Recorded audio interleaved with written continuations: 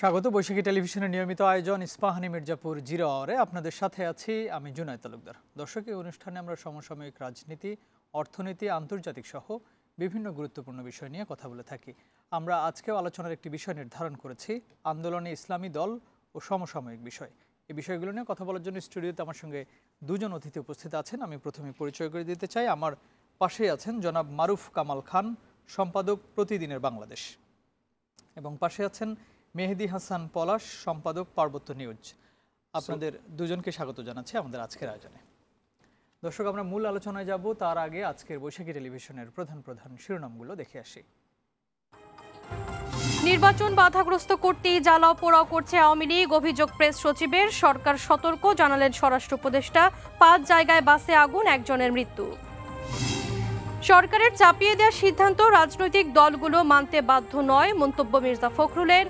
কয়েকটি দল সরকারের ওপর জোর খাটাচ্ছে। জুলাই সনদের স্বীকৃতি ছাড়া কোনো নির্বাচন হবে না, রাজধানীতে 8 দলের সমাবেশে জামায়াত আমির। সংস্কার বিরোধী কোনো জোটে যাবে না এনসিপি। জুলাই সনদ বাস্তবায়ন নিয়ে শিগগিরই সিদ্ধান্ত জানাবে সরকার, বললেন আইন উপদেষ্টা। নির্বাচনে বিজয়ী দল সংস্কার এগিয়ে নেবে বলে প্রত্যাশা। এবং গণভোট নিয়ে সরকারের নির্দেশনা পায়নি ইসি, তত্ত্বাবধায়ক সরকার ব্যবস্থা ফেরাতে আপিলের শুনানি শেষ। 20 নভেম্বর রায় ঘোষণার দিন ধার্য। দর্শক, আমরা শিরোনামগুলো শুনছিলাম। আমাদের এই অনুষ্ঠানটি বৈশাখী টেলিভিশনের পাশাপাশি আমাদের ইউটিউব চ্যানেল এবং ফেসবুক পেজেও সরাসরি সম্প্রচারিত হচ্ছে। আপনারা সংযুক্ত থেকে আপনাদের মতামত জানাতে পারেন। আমি প্রথমেই জনাব মারুফ কামাল খান আপনাকে দিয়ে শুরু করতে চাই। জামায়াতে ইসলামী সহ 8টি ইসলামী দল তারা এই মুহূর্তে বিভিন্ন দাবিতে 5টি বিষয় নিয়ে আন্দোলন করছে। মূলত তাদের যে প্রধান দাবিগুলো আছে তার মধ্যে গণভোট, জুলাই সনদের বাস্তবায়ন, পিআর পদ্ধতি, এই বিষয়গুলো নিয়ে তারা সরকারকে একটি আলটিমেটাম দিয়েছিল যে 10 তারিখ পর্যন্ত তারা সময় দেবেন। যদি এর মধ্যে সরকার সেগুলো মানেন, না হলে আমরা ঢাকা শহরে একটি গণজমায়েত করব এবং মানুষকে জানাবো যে সরকার কেন এটা করছে না। এটা মানুষ চাচ্ছে গণভোট জাতীয় নির্বাচনের আগে। তো আজকে সেই 11 তারিখ ছিল এবং তারা মোটামুটি একটা গণজমায়েত করেছে। সেখান থেকে জামায়াত ইসলামী সহ অন্যান্য যারা নেতা ছিলেন সেখানে 8টি দলের, তারা একটি জিনিস খুব গুরুত্ব দিয়ে বলেছেন যে যদি এই বিষয়গুলো মানা না হয়, গণভোট যদি জাতীয় নির্বাচনের আগে না হয়, তাহলে 2026-এর ফেব্রুয়ারিতে নির্বাচন হওয়ার সম্ভাবনা কম, সেটা 2029-এ নির্বাচন হতে হবে। আসলে বিষয়টা কোন দিকে যাচ্ছে? যেহেতু মোটামুটি মনে হচ্ছিল যে বাংলাদেশ একটি নির্বাচনের দিকে যাচ্ছে, সব পক্ষই নির্বাচনের দিকে আছে, এবং পাশাপাশি আমরা এটুকুও দেখছি যে নির্বাচন নিয়ে মাঝে মাঝে একটু সংশয়পূর্ণ কথাও শুনতে পাচ্ছি। আপনার বিশ্লেষণ জানতে চাই। ধন্যবাদ আপনাকে। প্রথম কথা, আপনি বললেন 8টি ইসলামিক দল। এই যে ইসলামিক দল, এই যে কনোটেশন, যে শব্দ গুচ্ছ আপনি উচ্চারণ করলেন, তো কথা হচ্ছে যে ইসলামিক দল শব্দটার অর্থ কি? ইসলামিক দল মানে কি? ইসলামের ভিত্তিতে রাজনীতি যারা করে সেই ধরনের রাজনৈতিক দল। যদি তাই হয় তাহলে তারা যে সমস্ত দাবি দাওয়া দিচ্ছেন, আন্দোলন করছেন, আলটিমেটাম দিচ্ছেন, এর মাধ্যমে ইসলাম এদেশে কায়েম হবে বা ইসলামের কোনো এজেন্ডা এর মধ্যে আছে কি? আমরা কায়েম হওয়ার কথা এখন আর এই দলগুলোর কাছ থেকে শুনতে পাচ্ছি না, বিশেষ করে জামায়াত বলছে না যে। তো সুতরাং এটা ইসলামিক দল না, এটা বাংলাদেশের ট্র্যাডিশনাল রাজনৈতিক দল। হয়তো তারা ইসলাম শব্দ জুড়েছেন তাদের দলের নামের সঙ্গে, কিন্তু এর মধ্যে তো কোনো ইসলামিক দাবি দেওয়া নাই। সুতরাং ইসলামিক দলরা আন্দোলন করছে, এটা বাংলাদেশ মুসলমানের দেশ, বেশিরভাগ মানুষ মুসলিম, বেশিরভাগ মানুষ ইসলামের অনুসারী। তো ইসলামিক দল বলে কিন্তু কতগুলো বিশেষ সুবিধা নেওয়া যায়, ফায়দা নেওয়া যায়, কিন্তু ইসলামিক কোনো কর্মকাণ্ড তো নাই এর মধ্যে। ইসলামিক কোনো দাবি দেওয়া, কোনো ভিত্তিতে তো কোনো আন্দোলন হচ্ছে না। তো যাই হোক, সেটা রাজনৈতিক দলগুলোর নানা কৌশল থাকে, অপকৌশল থাকে, নানা ধরনের বার্গেনিংয়ের জন্য তারা নানান ধরনের কথা বলে। আমরা যেটা আপনি বললেন একটু আগে যে কোনো পক্ষ বা বিশেষ করে জামাতে ইসলামীর পক্ষ থেকে আজকে বলা হয়েছে যদি জুলাই সনদের আইনি ভিত্তি না দেওয়া হয় তাহলে নির্বাচন হবে না। ডিসেম্বরের যেটা আগামী ফেব্রুয়ারিতে যেটা নির্বাচনের মোটামুটি একটা পথরেখা দেওয়া হয়েছে সেই অনুযায়ী নির্বাচন হবে না, এগুলো তারা বলতে পারেন। কিন্তু বিভিন্ন পক্ষ বিভিন্ন কথা বলতে পারেন, কিন্তু নির্বাচনের ব্যাপারে আরেকটা কিন্তু পক্ষ আছে। সেই পক্ষ, সবচেয়ে বড় পক্ষ যেটা, সেটা হচ্ছে জনসাধারণ।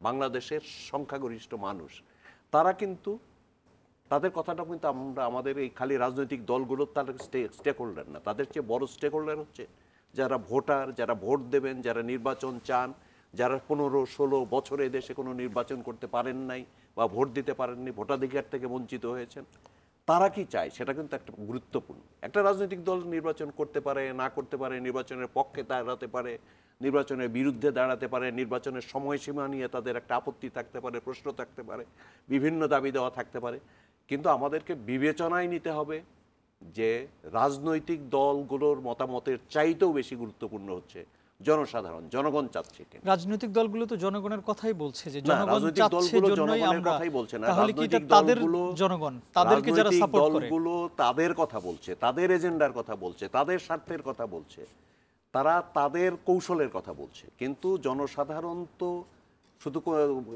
একটা রাজনৈতিক দল তো সমস্ত জনসাধারণকে প্রতিনিধিত্ব করে না, তো সুতরাং তারা তাদের সমর্থকদের কথা বলছে, সমর্থক জনগোষ্ঠীর কথা বলছে, কিন্তু ব্যাপক জনসাধারণ তারা কিন্তু গণতন্ত্র চান, তারা নির্বাচন চান, অনতিবিলম্বে নির্বাচন চান, একটি নির্বাচিত সরকার চান, জনপ্রতিনিধিত্বশীল সরকার চান, জনগণের সরকার প্রতিষ্ঠা করতে চান, এবং এটা কিন্তু জনগণের দাবি। কারণ দীর্ঘদিন দেশে জনপ্রতিনিধিত্বশীল কোনো সরকার ছিল না, জনগণ ভোট দেওয়ার সমস্ত সুযোগ থেকে বঞ্চিত ছিলেন। তো সুতরাং এই যে নানা ধরনের ফ্যাকড়া বাঁধিয়ে, নানা ধরনের ছেদ কথা তুলে নির্বাচনকে প্রলম্বিত করা, বিলম্বিত করা, পিছিয়ে দেওয়া, নির্বাচন হবে না, এটা একটা রাজনৈতিক দল বলার কে যে আমরা নির্বাচন হবে না? তার দাবি মানা হতে পারে বা নাও মানা হতে পারে, আর এটা তো দাবির বিষয় না, একটা আলাপ আলোচনা করে নিষ্পত্তিতে যাওয়ার পর জুলাই সনদ তো সকলের ঐক্যমত্যের ভিত্তিতে গঠন করতে হবে, গ্রহণ করতে হবে এবং সেটা বাস্তবায়ন করতে হবে। কোনো মানে একক দলের একটা দাবি করে তো আর জুলাই সনদ বাস্তবায়ন করা যাবে না। আওয়ামী লীগ, বিএনপি বললে এইভাবে বাস্তবায়ন করতে হবে, জামাতে ইসলামী বললে এইভাবে বাস্তবায়ন করতে হবে, আরেক দল এনসিপি বললে এইভাবে করতে হবে, বামপন্থীরা বললে এইভাবে বাস্তবায়ন সেটাই তো করতে হচ্ছে। হবে। তো সুতরাং এই সমস্ত এইভাবে ওইভাবে বাস্তবায়ন করা তো কোনো দলের ইচ্ছায় বা অনিচ্ছায় বা আকাঙ্ক্ষা অনুযায়ী, প্রত্যাশা অনুযায়ী, তাদের ছক অনুযায়ী তো বাস্তবায়ন হবে না। এটা সকলে যে যে বিষয়গুলোতে একমত হতে পারবে সেটাই বাস্তবায়ন হবে। ধন্যবাদ। এর জন্য মানে আলটিমেটাম দেওয়া, নির্বাচনের বিরুদ্ধে অবস্থান নেওয়া, নির্বাচনকে বানচাল করে দেওয়া, ভণ্ডুল করে দেওয়ার মতো একটা চরম দিকে চলে যাওয়া, এটা জনগণের সমর্থন পাবে বলে আমি মনে করি না। এবং জনগণের দাবির কাছে, প্রত্যাশার কাছে সব রাজনৈতিক দলকে আত্মসমর্পণ করতে হবে। মেহেদী হাসান পলাশ, একটু আপনার কাছে যেতে চাই যে মারুফ কামাল খান বলছিলেন যে ইসলামিক দলগুলো, আমি যেটা প্রথমেই বলেছিলাম যে ইসলামিক দলগুলো 8টি দল তারা জামায়াত ইসলামী সহ আন্দোলন করছে, কিন্তু মারুফ কামাল খান উনি বলতে চান যে আসলে তাদের নামের সঙ্গেই ইসলাম শুধু জুড়ে দেওয়া আছে, কিন্তু তাদের কাজকর্ম বা ইসলাম যা করতে বলে তারা হয়তো সেই কাজগুলো নিয়ে বা সেই দাবি দেওয়া নিয়ে মাঠে নেই। সেই ক্ষেত্রে একটু আপনার কাছ থেকে শুনতে চাই যে তারা যে আলটিমেটামগুলো এখন দিচ্ছে, সেই ক্ষেত্রে আগামী নির্বাচন নিয়ে আপনি কোনো শঙ্কা দেখছেন কিনা? ধন্যবাদ আপনাকে এবং আসসালামু আলাইকুম যারা বৈশাখী টিভির দর্শক দেখছেন সবাইকে। আপনি যে প্রশ্নটা করেছেন এই মুহূর্তে তো বাংলাদেশের সবচেয়ে আলোচিত একটা বিষয়। সোহেল ভাই যেটা বলেছেন যে বাংলাদেশের এই যে ইসলামিক রাজনৈতিক দল বলে যেটা বলা হচ্ছে, আমি সোহেল ভাইয়ের এই কথার সাথে একমত। আমি মোটামুটি ইসলামিক রাজনৈতিক দলগুলোর কার্যক্রম, তাদের গঠনতন্ত্র, তাদের বিভিন্ন দাবি দেওয়া, তাদের অ্যাক্ট রিয়্যাক্ট, এইগুলো খুব ক্লোজলি মনিটর করি। আমার কাছে বাংলাদেশে ইসলামিক বা ইসলাম নামধারী যে সমস্ত রাজনৈতিক দলগুলো আছে তাদের কাউকেই প্রকৃত ইসলামিক রাজনৈতিক দল বলে মনে হয় না এবং কখনোই মনে হয়নি। এরা ইসলামের নামের রাজনৈতিক দল।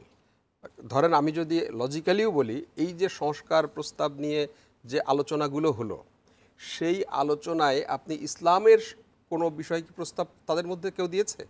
আপনি কারোর ভিতরে দিয়েছে? হ্যাঁ, তো এই যে আপনি বলতে পারতেন যে শরিয়া আইন আমাদের দেশে খুব আলোচনা, কোনো রাজনৈতিক দল তো সংস্কার প্রস্তাবের জন্য বলে নাই যে শরিয়া আইন বাস্তবায়ন করতে হবে বা এটা অন্তর্ভুক্ত করতে হবে। আজকে গণভোট নিয়ে কথা হচ্ছে, আজকে কোনো রাজনৈতিক দল, ইসলামিক রাজনৈতিক দল কি বলেছে যে শরিয়া আইন বাস্তবায়নের উপর একটা গণভোট হোক? যদি এটা হতো, আমি বাংলাদেশের বাস্তবতায় হয়তো এটা পাশ হয়েও যেতে পারতো, কিন্তু তারা তো এটা বলছে না। কেন বলছে না? তার মানেটা কি?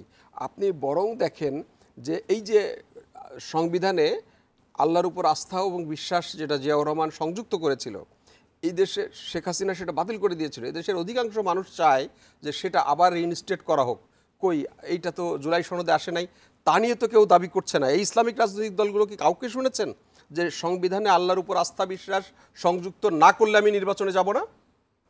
কেউই কিন্তু এই কাজটা করেনি। তার মানে কি, যদি তারা প্রকৃত ইসলামিক রাজনৈতিক দল হতো তাহলে তাদের এটা প্রথম এজেন্ডা থাকতো যে সংবিধানে আল্লাহর উপর আস্থা এবং বিশ্বাস থাকলে না যুক্ত করলে আমি নির্বাচনে যাব না, এটা পরিষ্কার। দ্বিতীয়ত হলো এই যে নির্বাচনে না যাওয়ার যে বিষয়টা আজকে যেটা জামায়াতের আমির বললেন 2029 সালে, ফেব্রুয়ারিতে না হলে 2029 সালে। দেখেন এই 2029 সালের নির্বাচনের যে মানে বক্তব্যটা, এটা কিন্তু ওনাদের পুরানো দাবি। এটা 5 তারিখের পরে তারা কিন্তু শুরু থেকেই এটা বলেছে যে কিসের নির্বাচন, সবাই নির্বাচন নিয়ে এত অস্থির হয়ে গেছেন কেন, নির্বাচন 2029 সালে। আপনি জানেন যে জামাতের সমর্থিত যে মৌলানা গ্রুপ আছে সারা বাংলাদেশে ওয়াজ করা হয়েছে যে আল্লাহ ডক্টর ইউনূসের জীবদ্দশায় দেশে নির্বাচন যেন না হয়, এবং নির্বাচনী একটা তারা দোয়াও বের করেছে, আল্লাহুম্মা ইন্নী আউযু বিকা মিনাল নির্বাচন, যে নির্বাচন তাড়ানোর দোয়া। এটা নির্বাচন তাড়ানোর দোয়া তারা করেছে। তার মানে এটা তাদের খুব পুরানো একটা অবস্থা। তাদের যে অবস্থান, নির্বাচন হলে ভালো, না হলে আরও ভালো, যেহেতু তারা এই সরকারের মেকানিজমের ভিতরে তারা আছে, তাদের দাবি দেওয়া সমস্ত নিয়োগ বা তাদের এই কার্যক্রমগুলো তারা এখানে বাস্তবায়ন করতে পারছে, এবং নির্বাচন হলে মাঠের বাস্তবতায় তাদের নির্বাচিত হওয়ার সম্ভাবনা খুব কম। সেই বাস্তবতায় তারা দেখছে যে তাহলে তো নির্বাচন দিলে আমাদের লস।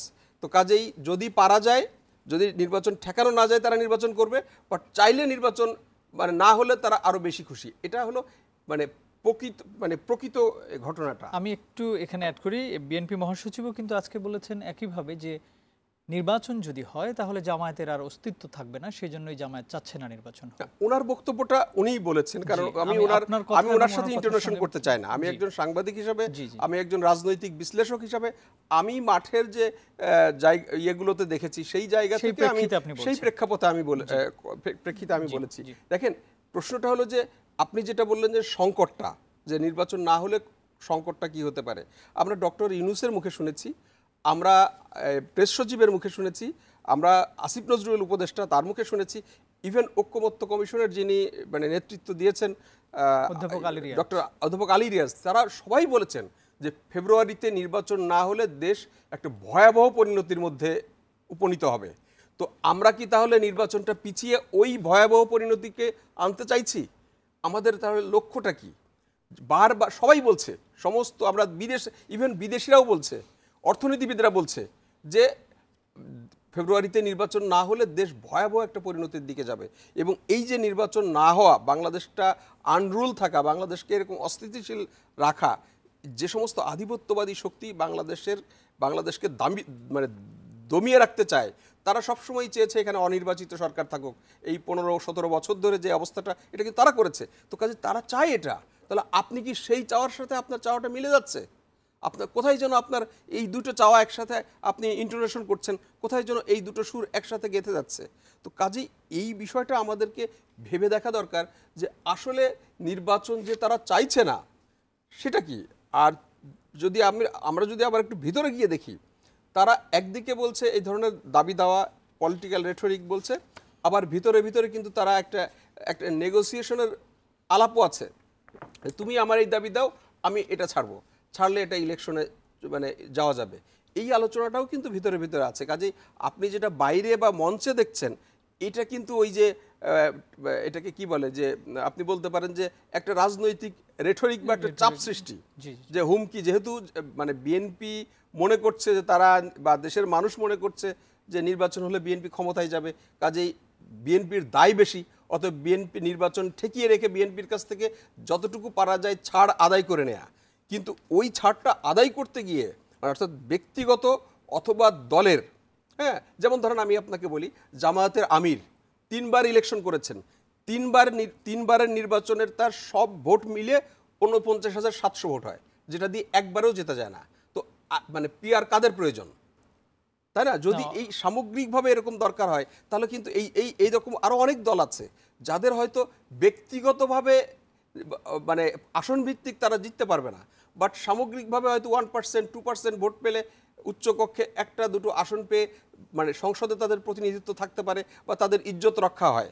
তো সেই জায়গা থেকে তারা কিন্তু এই আলোচনাটা সামনে আনছে, এবং এই জায়গাটাতে তারা খুবই মানে মানে অ্যাকুইট হয়ে অবস্থায় আছে। জি, ধন্যবাদ আপনাকে। একটু মারুফ কামাল খান ওনার কাছ থেকে শুনে আসি। জামায়াত ইসলাম সহ অন্য দলগুলো যখন আন্দোলন করছিলেন ঠিক একই সময়ে সরকারের পক্ষ থেকে এক সপ্তাহ আগে বলা হয়েছিল যে আপনারা নিজেদের মধ্যে আলোচনা করে ঐক্যমত্য পৌঁছে সরকারকে একটি কি বলবো এটাকে, যে আপনারা ঐক্যমত্য করে একটা সাজেশন দিতে পারেন আমাদেরকে যে আমরা কিভাবে গণভোট কখন করব এবং জুলাই সনদ কিভাবে বাস্তবায়ন করব, আপনারা নিজেরা আলোচনা করে আসেন।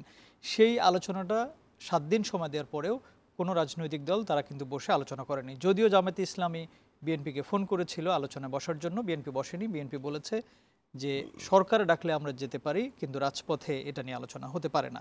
সেই ক্ষেত্রে যেটা মনে হচ্ছে আজকে আইন উপদেষ্টা বলেছেন যে 2 থেকে 3 দিনের মধ্যে সরকার থেকে তারা বলে দিবেন এটা কিভাবে বাস্তবায়ন হবে বা গণভোট কোন সময় হবে। এই ঘোষণার পরে কি রাজনৈতিক পরিস্থিতি আরো একটু অন্যরকম হয়ে যেতে পারে কিনা? না, মূল ব্যাপারটা হচ্ছে সেটা হলো যে দুটো বিষয়। একটা হচ্ছে জুলাই সনদ। জুলাই সনদ তো গৃহীত হয়েছে এবং অলমোস্ট সমস্ত রাজনৈতিক দল তাতে স্বাক্ষর করেছে, এনসিপি করেনি।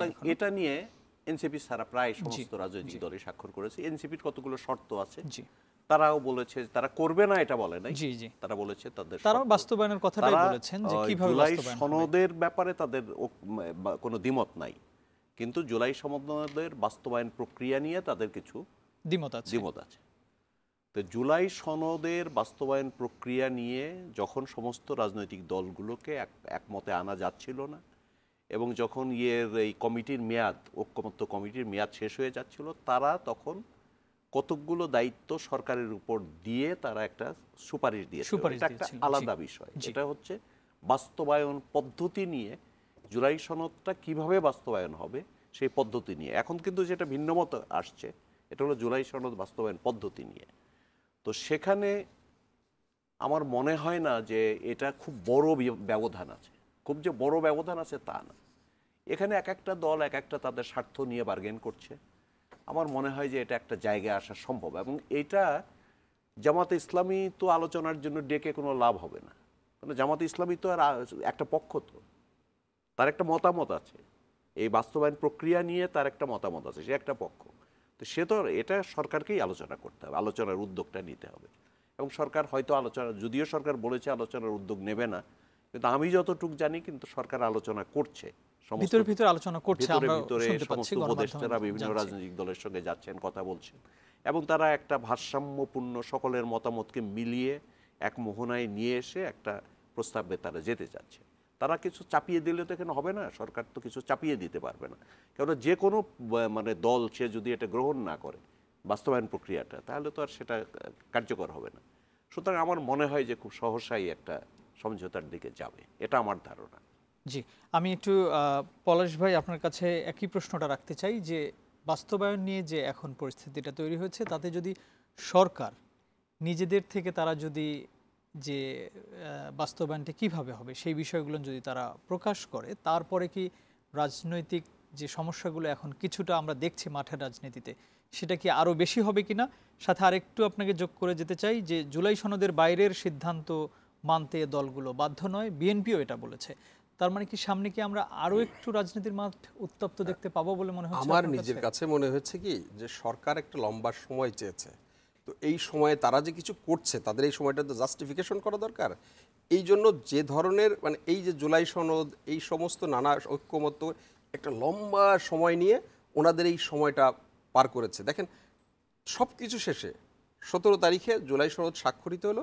মোটামুটি আমরা দেখতে পেলাম যে নির্বাচনের দিকে মোটামুটি আমরা জুলাই সনদ দিকে, হঠাৎ করে সরকার কারোর সাথে আলোচনা না করে, রাজনৈতিক দলগুলোর সাথে আলোচনা না করে কিছু কিছু বিষয় এর ভিতরে ঢুকিয়ে দিয়ে তারা, অর্থাৎ তাদের নিজেদের এজেন্ডা তারা এখানে ভিতরে ঢুকিয়ে দিয়ে যেটা একটা সেটেল ইস্যু সেটাকে আবার আনসেটেল করে দিয়েছে। এই দায়টা তো সরকারের নিজের। কাজেই সরকার নিজে যেটা আনসেটেল করেছে, সরকার নিজে যে গ্যাঞ্জামটা তৈরি করেছে, সেই গ্যাঞ্জামটা আমি মেটাবো না এরকম তো বলতে পারে না। কারণ এটা তো পরিষ্কার যে সবাই স্বাক্ষর করেছে, সেখানে স্বাক্ষর করে তারা এসছে। হয়তো একটা বিষয় ছিল যেটা সরকার সেখানে আলোচনা করে নাই, যে গণভোট আগে হবে না পরে হবে, দুটো পোর্শনটাই রেখে এইটুকুই তো ছিল, এখানে এর বাইরে তো নোট কিছু অফ ছিল না। ডিসেন্ট নিয়েও তো একটা হ্যাঁ, মানে গণভোটে যে ওটা নোট অফ নিয়ে ডিসেন্টটা কিভাবে নোট অফ থাকবে? ডিসেন্টটা তো ওখানে ছিল, যে জি। জুলাই সনদে ছিল, কিন্তু জুলাই সনদে সুপারিশে ছিল, নেই। ওইটাই বললাম যে এই যে নোট অফ ডিসেন্টটা বাদ দেয়া হলো, 270 দিনে পাস না হলে আবার এটা অটোমেটিক্যালি হয়ে যাবে। আপনি যদি জানেন যে অটোমেটিক্যালি আমারে হয়ে যাবে, তখন আপনি খাবার পান, তাহলে তো আপনি চেষ্টা করবেন না, তো তাই না, যা বা চেষ্টাই করবেন, যে দরকার নাই। আবার এই যে সাংবিধানিক পরিষদ এরকম নানা বিষয় কিন্তু সরকার নিজে থেকে, অর্থাৎ ঐক্যবদ্ধ কমিশনের লোকজন নিজেরা এর ভিতরে ঢুকিয়ে দিয়েছে, অর্থাৎ রেফারি হয়ে গোল দিয়েছে। তো গোল দিয়ে স্বাভাবিকভাবে একটা গ্যাঞ্জাম তৈরি হয়ে গেছে। এখন এই গ্যাঞ্জাম আপনি বলছেন যে রাজনৈতিক দলগুলো করতে হবে। এখন এখানে বিএনপির অবস্থান সুস্পষ্ট, তারা যেটা আপনি বললেন যে আমি যেটা স্বাক্ষর করেছি সেটা রেসপন্সিবিলিটি আমি নিব, বাকিটার ব্যাপারে যাব না। একইভাবে জামাত বলছে আমার গণভোট আগে হতে হবে, আমার উচ্চকক্ষে পেয়ার নিতে হবে। একটা রাজনৈতিক দলের যখন এই ব্যাপারে সুস্পষ্ট অবস্থান থাকে, তিনি যখন ডাকেন যে আসেন আমার সাথে আলোচনা করি, তো সেটাকে কে যাবে? আমি তো জানি যে উনি তো পরিষ্কার করছেন যে এইগুলো মানতে হবে, এগুলো ছাড়া আমার কোনো পথ নাই, আর সেগুলো নিয়ে আমার আপত্তি। তো সেইগুলো নিয়ে আপনি তখন এটা হতে পারে কি করে? তার মানে এই যে গ্যাঞ্জামটা, এই যে বিরোধটা, এটা সুস্পষ্টভাবে সরকার তৈরি করেছে, সরকার এই জটিলতাটা সৃষ্টি করেছে। এবং মানে ঐক্যবদ্ধ কমিশন, এবং সরকার কেন বলছি, কারণ এটার যিনি প্রধান তিনি প্রফেসর ডক্টর ইউনূস, তিনি সরকারেরও প্রধান, কাজে এটা সরকারের এই দায়িত্বটা নিতে হবে এবং এই গ্যাঞ্জামটা সরকারকেই মেটাতে হবে।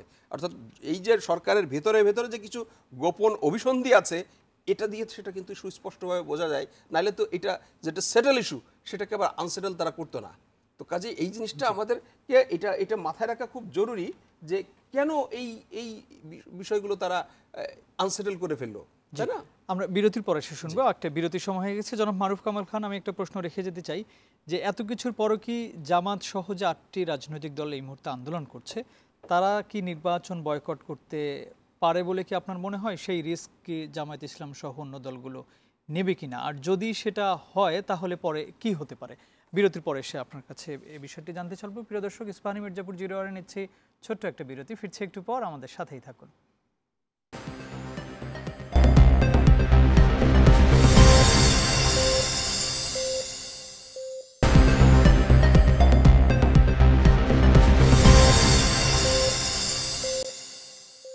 আবারও স্বাগত ইস্পাহানী মির্জাপুর জিরো আওয়ারে।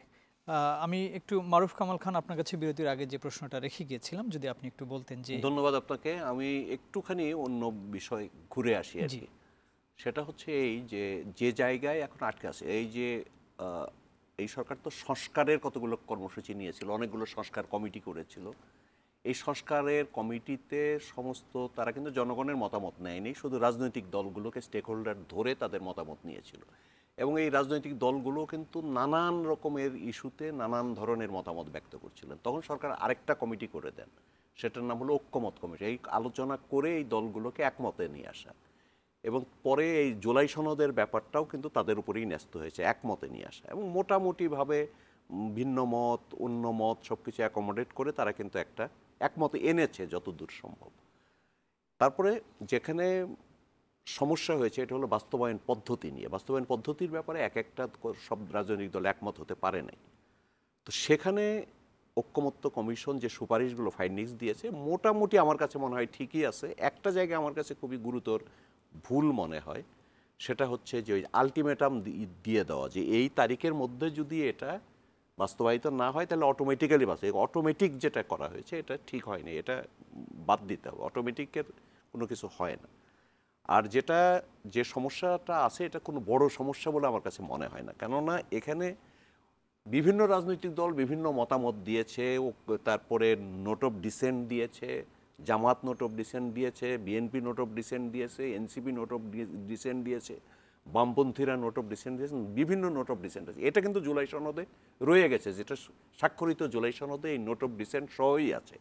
আর যেটা বাস্তবায়ন পদ্ধতি, যেটা প্রক্রিয়ার সুপারিশ যেখানে আছে, সেখানে এই জুলাই সনদটা কিভাবে বাস্তবায়িত হবে তার পদ্ধতি বলা আছে। সেখানে কোনো অসুবিধা নাই, যে দল নির্বাচনে জিতবে সেই দলের নোট অফ ডিসেন্ট সহ সমস্ত প্রস্তাবের পক্ষে জনগণ রায় দিয়েছেন, এটাই তো গৃহীত হবে এবং তারা সেভাবেই বাস্তবায়ন করবে জুলাই সনদের। বিএনপি যদি জিতে যায়, বিএনপির নোট অফ ডিসেন্ট তো বিএনপি বাস্তবায়ন করবে না, সে যেসব ইস্যুতে নোট অফ ডিসেন্ট। সুতরাং এটা কোনো বড় সমস্যা না, এটা নিরসনযোগ্য একটা সমস্যা। কিন্তু ওই যে এতদিনের মধ্যে না হলে অটোমেটিক হয়ে যাবে। বলেছিলাম যে জামায়াত ইসলামী কি ওই রিস্কটা নেবে না, জামাত ইসলামী এই রিস্ক নেবে বলে আমার মনে হয় না। জামাত ইসলামী অনেক ঘটনা বলির মধ্য দিয়ে, অনেক কি মূল্য দিয়ে তো আজকের এই জায়গায় এসে দাঁড়িয়েছে। জামাত একটু হটকারী পার্টি, এটা ঠিক, মানে পাকিস্তান আমল থেকে আমরা দেখেছি পাকিস্তান এর বিরোধিতা করেছে, বাংলাদেশের মুক্তিযুদ্ধের বিরোধিতা করেছে। তাদের মানে অনেক সময় পর্যন্ত তারা সঠিক পদক্ষেপ নিতে নিতে জাতীয় প্রতিটা ক্রান্তি লগ্নে তারা ভুল সিদ্ধান্ত নেয়। এটা জামাতের ট্র্যাডিশন, ঐতিহ্যে পরিণত হয়েছে। মানে ভুল ছাড়া জামাত ইসলাম ভালো খেলে গোল ভুল ছাড়া জামাত। সুতরাং এখন তারা অনেকটা আমরা বিশ্বাস করতে চাই যে মানুষের মতামতকে, জনগণের মতামতকে, বাস্তবতাকে তারা, বাস্তব পরিস্থিতিকে তারা আমলে আনবে, বিবেচনায় নেবে এবং নিয়ে কোনো হটকারিতার পথে যাবে না। কেন নির্বাচন ছাড়াই দেশের কোনো মানে ডেস্টিনেশন নেই ইমিডিয়েট। মেহেদী হাসান পলাশ, একটু আপনার কাছে অন্য একটু বিষয় নিয়ে আসতে চাই, এটা নিয়ে আর আমরা আলোচনা করতে চাচ্ছি না। 13 তারিখ, আগামী 13 তারিখ আওয়ামী লীগ এই মুহূর্তে তো দেশে নেই, তাদের বড় কোনো নেতা নেই, তারা সবাই বিভিন্ন দেশে পালিয়ে আছে। ঠিক সেখান থেকে তারা অনলাইনে বিভিন্ন রকমের আন্দোলনের ঘোষণা দিচ্ছেন এবং আগামী 13 তারিখ লকডাউনের ঘোষণা দিয়েছেন।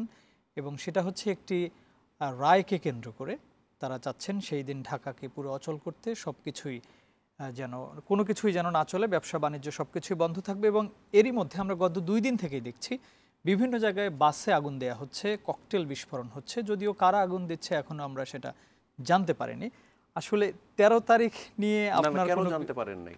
13 তারিখ ধরা পড়েছে স্পটে, অন স্পট, তাদেরকে তো পরিচয় পাওয়া গেছে, মানে জানতে না পারার কোনো কারণ নাই, এটা স্পষ্ট প্রমাণিত আওয়ামী লীগ করছে। জি, আমরা একটু পলাশ ভাই আপনার কাছ থেকে 13 তারিখের বিষয়ে একটু সোহেল ভাই যেটা বলল, আমি যদি এখান থেকে শুরু করি, মানে শেখ হাসিনা রেজিমে যখন এই ধরনের আন্দোলন হতো এবং সেই আন্দোলনের সময় আমরা সোশ্যাল মিডিয়াতে দেখতাম বিভিন্ন জায়গায় এই যে জ্বালাও পোড়াও বিভিন্ন লোকজন ধরা পড়তো, সোশ্যাল মিডিয়ায় এগুলোতে পরিচয় বেরিয়ে আসতো। কিন্তু মিডিয়ায় মানে ব্রিফ করা হতো যে এটা অগ্নিসন্ত্রাস, জ্বালাও পোড়াও এটা বিএনপি জামাতের লোকজন করেছে। আমাদের মিডিয়া কিন্তু ওই বয়ানটা খুব আগ্রহের সাথে সাথে লিখে দিত, without any verify, any comment লিখে দিত। কিন্তু আজকে যখন এনসিপি অফিসের সামনে বোমা মারা হলো এবং তারা মানে দৌড়ে মানে ধরলো, সে স্বীকারোক্তি দিল, কিন্তু কোনো মিডিয়াতে বলা হলো না যে এটা এরা করেছে। এবং আপনি যখন রাজনৈতিক দল হিসাবে আওয়ামী লীগ বলছেন, তখন আপনাকে বলতে হবে নিষিদ্ধ রাজনৈতিক দল আওয়ামী লীগ। আমরা এই যে মিডিয়াতে আমরা এটাকে খুব নরমালাইজ করে ফেলছি। আমরা একটা সময় 5 তারিখের পরে, আমি বলি 5 তারিখের পরে আমরা বলতাম ফ্যাসিস্ট, হ্যাঁ, শেখ হাসিনা।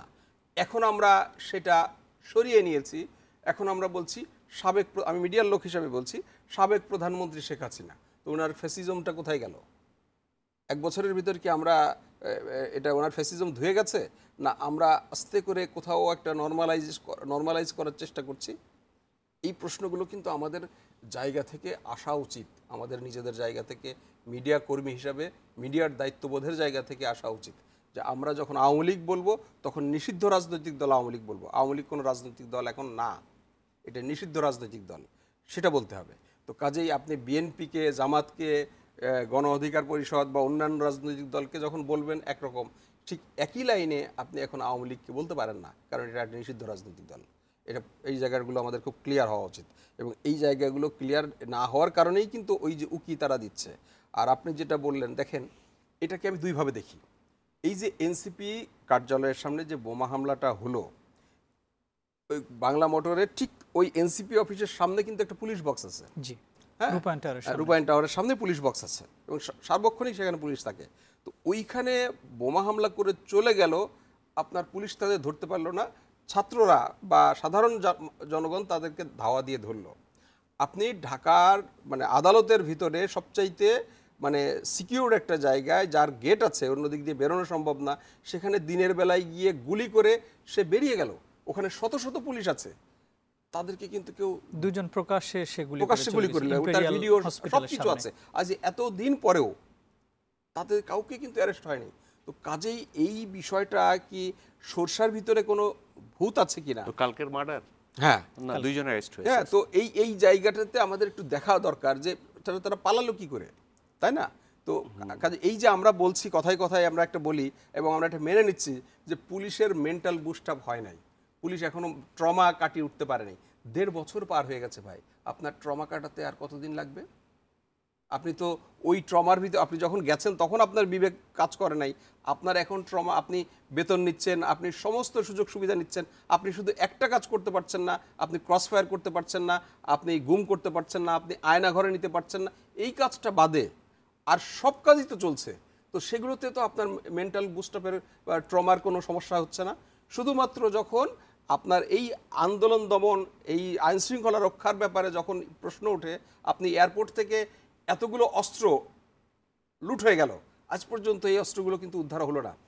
এই যে জুলাই আন্দোলনে বিভিন্ন থানা থেকে বিপুল পরিমাণ অস্ত্র হয় লুট হয়েছে অথবা থানা থেকে দিয়ে দেওয়া হয়েছে আন্দোলনকারীদেরকে, মানে মানে অর্থাৎ আন্দোলন দমানোর জন্য যুবলীগ ছাত্রলীগের সন্ত্রাসীদেরকে দিয়ে দেওয়া হয়েছে। সেগুলো সব এখনো সেই উদ্ধার হয়নি, সেই অস্ত্রগুলো কিন্তু অনেক অস্ত্র আজও উদ্ধার করা যায়নি। হয়নি। তাহলে এই যে বিষয়গুলো আজকে আসছে, এই আন্দোলনটা আমি শেষ করি এইভাবে, আমি এটা শেষ করি এইভাবে, এই যে 13 তারিখকে ঘিরে যেটা হচ্ছে, যে 13 তারিখে যেহেতু একটা রায় আছে এবং যে আমরা যে প্রসিডিংসগুলো দেখেছি, কারণ এটা তো লাইভ দেখিয়েছে, সেখানে আমরা ধারণা করছি যে শেখ হাসিনার মানে সহ আওয়ামী লীগের বেশ কিছু নেতার সর্বোচ্চ শাস্তি হতে পারে। তো সেই জায়গা থেকে তারা একটা প্রতিশোধ নেবে এবং একটা চাপ দিয়ে এটাকে প্রলম্বিত করা, দীর্ঘায়িত করা অথবা প্রভাবিত করার কিন্তু তারা চেষ্টা নানাভাবে করবে। এখন যেটা হচ্ছে সেটা মূলত তার অংশবিশেষ হিসেবে আমি দেখি। জি, আমি মারুফ কামাল খান যদি একটু জানতে চাই একই বিষয়, যে এই যে 13 তারিখের আলটিমেটাম, আমরা বিভিন্ন জায়গায় গুলির ঘটনা দেখছি, সরাসরি এসে বিভিন্ন বাসে আগুন দেখতে পাচ্ছি, বিভিন্ন পার্টি অফিসের সামনে ককটেল বিস্ফোরণ দেখতে পাচ্ছি, এবং এই যে ব্যাপারগুলো, সেই ক্ষেত্রে স্বরাষ্ট্র উপদেষ্টা আজকে যদিও বলেছেন বা উনি সব প্রতিনিয়তই বলছেন যে তারা চেষ্টা করছেন, পুলিশের অনেক বেশি তৎপরতা বেড়েছে, টহল বেড়েছে, কিন্তু সামগ্রিকভাবে 13 তারিখকে ঘিরে কি এই বিষয়গুলোকে আপনি কানেক্টিং মনে করছেন কিনা? কানেক্টিং মানে আমি এটা যেটা বলতে চাই সেটা হচ্ছে, পলাশ একটু আগে খুব পরিষ্কার করে বলেছে, সেটা হচ্ছে যে আওয়ামী লীগ কিন্তু এখন আর প্রাসঙ্গিক না। বাংলাদেশের রাজনীতিতে আওয়ামী লীগের কোনো প্রাসঙ্গিকতা আর নেই। এটা আওয়ামী লীগকে মানে তার কার্যকলাপ, তার কার্যক্রমকে সাসপেন্ড রাখা হয়েছে, নিষিদ্ধ রাখা হয়েছে। এটা না রাখলে কি আওয়ামী লীগ প্রাসঙ্গিক থাকতো না। কেননা এই যে প্রাসঙ্গিকতা এবং প্রয়োজনীয়তা হারিয়েছে রাজনৈতিক অঙ্গন থেকে আওয়ামী লীগ, এটা কিন্তু অন্য কেউ করে দেয় না, এটা আওয়ামী লীগ নিজেই করেছে। আওয়ামী লীগের নেতৃত্বের জন্য দায়ী এবং বিশেষ করে শেখ হাসিনা দায়ী। কেননা একটি রাজনৈতিক দলের তো একটা কাঠামো থাকে, স্ট্রাকচার থাকে, নীতি থাকে, আদর্শ থাকে, নর্মস থাকে, পদ্ধতি থাকে, তারা রাজনৈতিক পদ্ধতিতে অগ্রসর হয়। কিন্তু এটা যদি আপনি প্যাটার্নটা যদি দেখেন, দীর্ঘদিন আওয়ামী লীগ সন্ত্রাসকে আশ্রয় করেছে, আওয়ামী লীগ বল প্রয়োগকে আশ্রয় করেছে, আওয়ামী লীগ অপপ্রচার মিথ্যাচারকে আশ্রয় করেছে, আওয়ামী লীগ ষড়যন্ত্র চক্রান্তকে আশ্রয় করেছে, আওয়ামী লীগ সীমান্ত বহির্ভূত শক্তি পরদেশের কাছে তারা মদদে তারা রাজনীতি করবার চেষ্টা করেছে এখানে। এবং দেখেন এই প্যাটার্নই কিন্তু আওয়ামী লীগের জয়ের সিঁড়ি, শেখ হাসিনার জয়ের সিঁড়ি। আপনি যদি দেখেন আজকে কিন্তু নতুন না এটা, আপনি দেখেছেন যে লগি বইটা দেখেছেন, তার আগে আপনি যদি ধরেন 96 সালের কথা তাকান, 95 সালের কথা তাকান, সেই সমস্ত বন্দরকে অচল করে দেওয়া, সেই বিভিন্ন জায়গায় গান পাউডার ছিটিয়ে মানুষ হত্যা করা, তারপরে অফিসগামীদেরকে 100 কতদিন হরতাল দিয়েছিল, 149 দিন একটানা হরতাল পালন করা, তারপরে অফিসগামী যাত্রীদেরকে দিগম্বর করা থেকে আরম্ভ করে ভয় ভীতি দেখানো, তারপরে সচিবালয়ে বিষ্ঠা নিক্ষেপ করা, তারপরে আপনার যে পৌরসভার সমস্ত আবর্জনা প্রতিপক্ষের বাড়িতে দিয়ে দেওয়া, হাইকোর্টে বস্তি বসানো, আদালতের বিরুদ্ধে বিচারপতিদের বিরুদ্ধে লাঠি মিছিল করা। এই যে দেখেন আপনি যদি প্যাটার্নটা দেখেন, এটা কিন্তু একই সেম প্যাটার্ন। এটা করা হয়েছে কি, একটা ক্রমাগত সন্ত্রাস চালিয়ে, দেশে বিদেশে মিথ্যাচার চালিয়ে তারা এমন একটা পরিস্থিতি মানুষকে অতিষ্ঠ করেছে। মানুষ প্রথম চেয়েছে সরকার এটা কঠোর হাতে দমন করুক। যখন সরকার দমন করতে পারে নাই, তখন মানুষ মনে করেছে এই সরকার ব্যর্থ। যে সরকার এরকম সন্ত্রাস দমন করতে পারে না, আমাদের নিরাপত্তা দিতে পারে না, সেই সরকার থাকার দরকার নেই। এটি কিন্তু আওয়ামী লীগের প্যাটার্ন, এটাই রাজনীতির প্যাটার্ন। এই প্যাটার্নের এই রাজনীতি করেই কিন্তু আওয়ামী লীগ ক্ষমতায় গেছে, এবং ক্ষমতায় গিয়ে আওয়ামী লীগ অপ্রয়োজনীয় হয়ে গেছে, রাষ্ট্রের মধ্যে আওয়ামী লীগ বিলীন হয়ে গেছে। পুলিশ, মিলিটারি, সিভিল ব্যুরোক্রেসি, তারপরে হচ্ছে মিডিয়া, জুডিশিয়ারি সবগুলোকে তারা দলীয়করণ করে, দলীয় বৈঠকখানার মতো অপব্যবহার করে, সরকার বিভিন্ন সরকারি প্রতিষ্ঠান এবং বাহিনীকে লাঠিয়াল হিসেবে ভৃত্যের মতো ব্যবহার করে। তারা তো রাজনীতি করে নাই, তারা নির্বাচন, গণতান্ত্রিক সমস্ত প্রথা প্রতিষ্ঠান সব ডিস্ট্রয় করে দিয়েছে। সুতরাং এর মাধ্যমে রাজনীতি না করে শুধু অপকৌশল, অপরাজনীতি, শুধু সন্ত্রাস, শুধু বল প্রয়োগ, শুধু মানে নির্বাচনকে প্রহসনে পরিণত করে, তাহলে তো কোনো রাজনীতি করেনি, রাজনৈতিক দল ছিল না। তারা প্রাসঙ্গিকতা, তারা প্রয়োজন হারিয়েছে। এখন যারা করছে তারা একই কাজ করার চেষ্টা করছে, যে সরকারকে, প্রশাসনকে, এস্টাবলিশমেন্টকে, পুলিশকে, মিলিটারিকে, জনগণকে সব অচল করে দাও। অচল করে দিয়ে আমরা মানুষ যেন অতিষ্ঠ হয়ে যায়। কিন্তু শেখ হাসিনাকে এটা মনে রাখতে হবে, এটা কিন্তু সময় পরিবর্তিত হয়েছে। জি জি, অবশ্যই। এবং বিভিন্ন রাজনৈতিক দলগুলো জেনারেশন বলেছে তারা মাঠে থাকবে, এবং এটা দিয়ে বিচার ঠেকানো যাবে না, এটা দিয়ে ফিরে আসা যাবে না।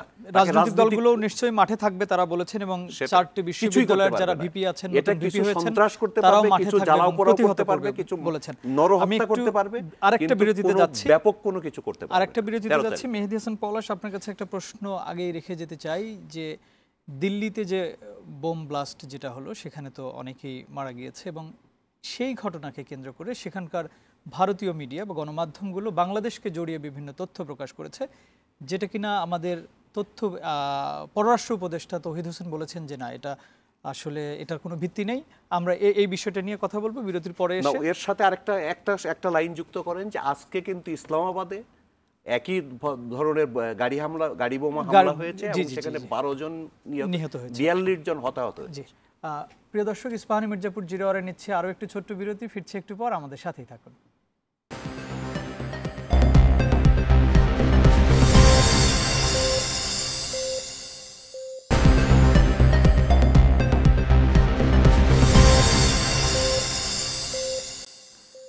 আবারও স্বাগত ইস্পাহানি মির্জাপুর জিরো আওয়ারে। প্রিয় দর্শক, আমরা কথা বলছিলাম, আজকের বিষয় হচ্ছে আন্দোলনে ইসলামী দল ও সমসাময়িক বিষয়। আমরা এখন একটু মেহেদী হাসান পলাশ, আপনার কাছেই প্রথমে আবারও যেতে চাই, যেটি বিরতির আগে আমি বলেছিলাম আপনাকে, যে এই যে ভারতীয় গণমাধ্যম 5ই আগস্টের পর থেকে আমরা তাদের ভূমিকা নিয়ে বিভিন্ন সমালোচনা করছি, কারণ যে বিষয়গুলো আসলে বলার মতো না বা যেগুলো নিয়ে কোনো সত্যতা নেই, সেই বিষয়গুলো নিয়ে সবসময় ভারতীয় গণমাধ্যম বাংলাদেশকে জড়িয়ে বিভিন্ন মিথ্যা তথ্য দিচ্ছে। এই বিষয়টা নিয়ে একটু জানতে চাই। ধন্যবাদ আপনাকে।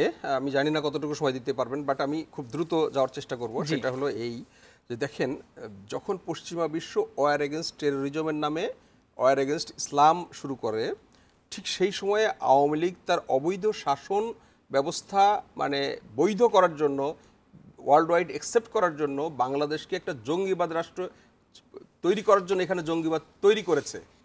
এবং আমরা এখন যে সমস্ত এই যে বড় বড় আলোচিত যে সমস্ত বোমা হামলা, বিভিন্ন জায়গায় জঙ্গি হামলার যে ঘটনাগুলো ইতিমধ্যে আপনি আমাদের গণমাধ্যমগুলোতে এসছে, এগুলো যে সাজানো নাটক ছিল, এবং এই সাজানো নাটকগুলো যারা সাজিয়েছে তারা কিন্তু এখন কোথায়? তারা পালিয়ে দিল্লিতে বসে আছে।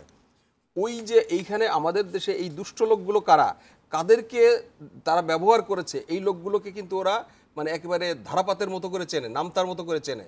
তারা কিন্তু ওখানে বসেই এই গুট সাজাচ্ছে। আপনি দেখেন, দিল্লিতে যখন এই বোমা হামলা হয়েছে, পাকিস্তানে বোমা হামলা হয়েছে, সোহেল ভাই বলছিল, দিল্লি বলছে, পাকিস্তান কিন্তু বলে না এটার সাথে বাংলাদেশ জড়িত। দিল্লি যখন এটা অভিযোগটা করেছে, ঠিক একই সময় আমার দেশের একটা পত্রিকাতেও কিন্তু বলা হচ্ছে যে ওই গোষ্ঠী এখানে বাংলাদেশে তাদের তৎপরতা শুরু করেছে।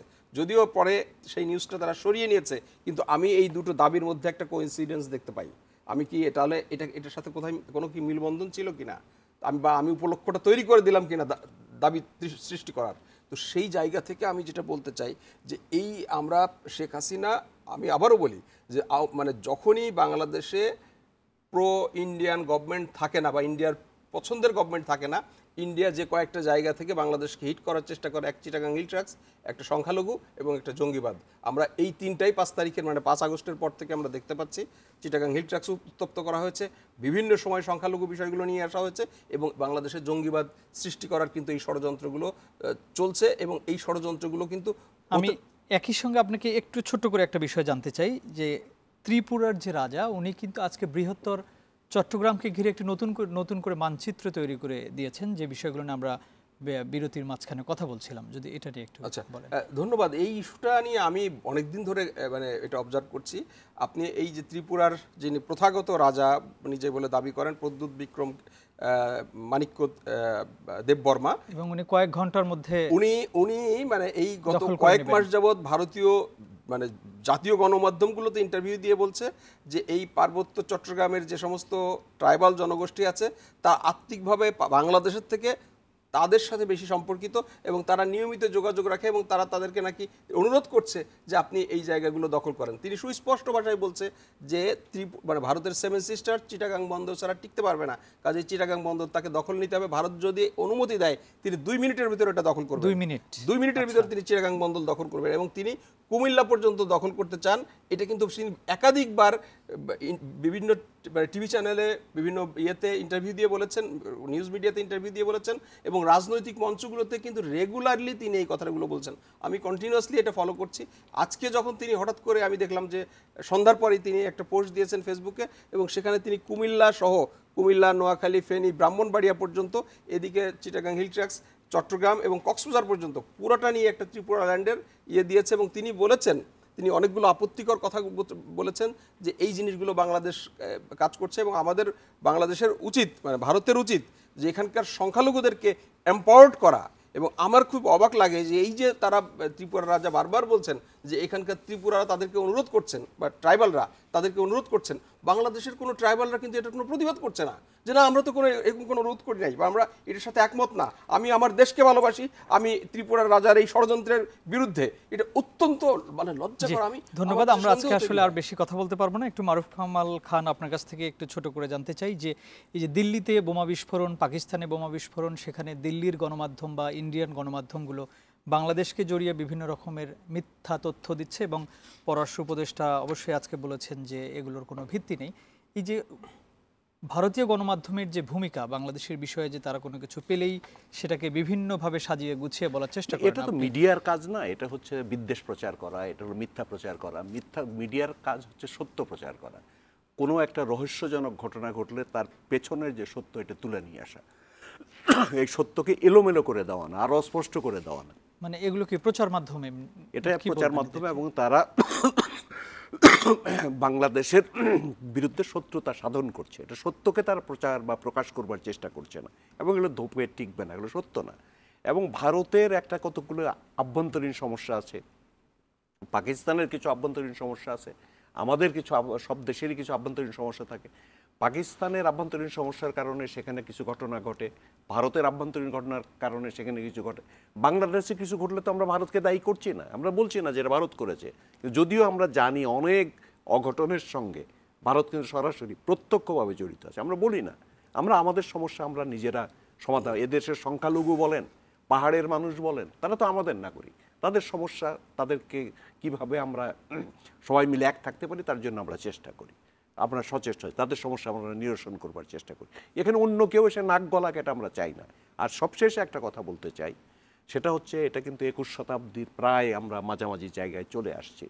এটা কিন্তু একটা পরিবর্তনের শতাব্দী এবং আমাদেরকে মাথায় রাখতে হবে যেই যে আমরা যে ভৌগোলিক মানচিত্রগুলো, রাজনৈতিক যে সমস্ত মানচিত্রগুলো বিভিন্ন সময়ে সাম্রাজ্যবাদীরা অঙ্কন করেছিল, এগুলো কিন্তু মুছে যাবে আমার কাছে মনে হয়। মানচিত্রগুলো এখনো কম্পমান।